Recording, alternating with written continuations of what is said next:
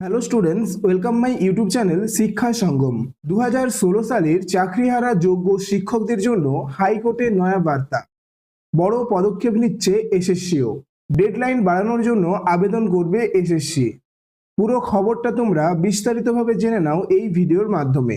অবশ্যই ভিডিওটা শেষ পর্যন্ত দেখো ও যারা এখনো চ্যানেলটিকে সাবস্ক্রাইব করে রাখোনি তারা অবশ্যই চ্যানেলটিকে সাবস্ক্রাইব করে দিও। দেখো, যোগ্য চাকরিহারা শিক্ষকদের জন্য হাইকোর্টের নয়া বার্তা। বড় পদক্ষেপ নিচ্ছে এসএসসিও। কি বলেছে দেখো, বিগত সরকারের আমলে এসএসসি নিয়োগে দুর্নীতি নিয়ে উত্তাল হয়েছিল রাজ্য। প্রাতিষ্ঠানিক দুর্নীতির অভিযোগে 2016 সালের এসএসসির 26,000 জনের প্যানেলটি সম্পূর্ণভাবে বাতিল করে সুপ্রিম কোর্ট। পালাবদলের পর এই প্যানেলের যোগ্য শিক্ষক শিক্ষিকাদের পুনর্বহালের জন্য পথে নামেন শিক্ষক শিক্ষিকা অধিকার মঞ্চের সদস্যরা। সরকার যেন এ বিষয়ে সুপ্রিম কোর্টের কাছে আর্জি জানায়, তারও দাবি করেন তারা।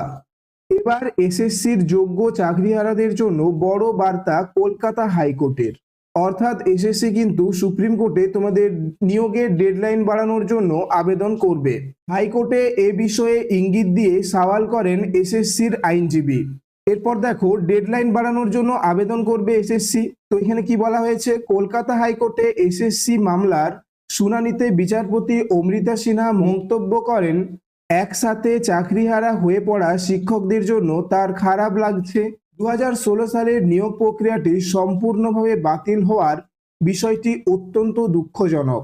এই প্রার্থীদের প্রতি নিজের সহানুভূতি প্রকাশ করে অমৃতা সিনহা জানান, সংরক্ষণ, পূর্ব অভিজ্ঞতার 10 নম্বর, পুরনো বনাম নতুন নিয়োগ প্রক্রিয়ার মতো অনেকগুলি বিষয় বিবেচনা করা প্রয়োজন। স্কুল সার্ভিস কমিশনকে নিজেদের অভ্যন্তরীণ সমস্যাগুলো সবার আগে গুছিয়ে নেওয়ারও নির্দেশ দেন তিনি।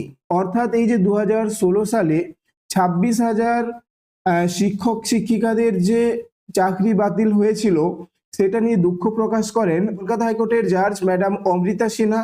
তিনি জানিয়েছেন যে সংরক্ষণ, পূর্ব অভিজ্ঞতার যে 10 নম্বর এবং পুরনো বনাম নতুন এই প্রক্রিয়াগুলোর মতো অনেকগুলি বিষয় নিয়ে বিবেচনা করা প্রয়োজন এবং এই নিয়ে স্কুল সার্ভিস কমিশন অর্থাৎ এসএসসি কে নিজেদের অভ্যন্তরীণ সমস্যাগুলো সবার আগে গুছিয়ে নেওয়ারও নির্দেশ দেন।